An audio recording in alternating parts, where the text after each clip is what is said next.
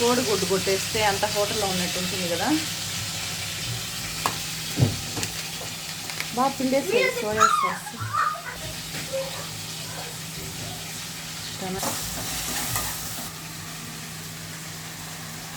Cut చేయాల్సిన అవసరం లేదా? వద్దా? ఏమని బాగా ఆకలే?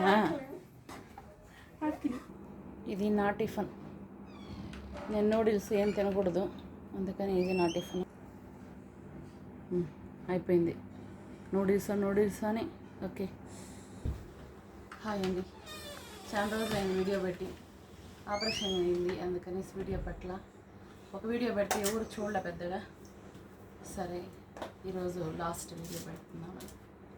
మళ్ళీ ఫస్ట్ వీడియో పెడుతున్నాను మళ్ళీ చాలా రోజులు. బాయ్ అండి, లైక్ చేయండి. థ్యాంక్ యూ అండి.